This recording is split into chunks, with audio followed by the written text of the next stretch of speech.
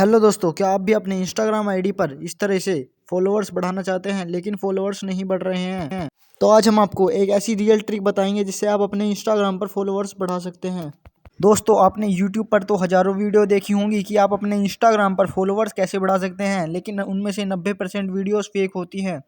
तो हम आज आपको रियल ट्रिक बताएंगे जिससे आप अपने इंस्टाग्राम पर फॉलोअर्स अनलिमिटेड तक बढ़ा सकेंगे। तो उसके लिए सबसे पहले आपको अपना क्रोम ब्राउज़र ओपन कर लेना है और फिर सर्च करना है टैंक क्रोनशीट रेडर।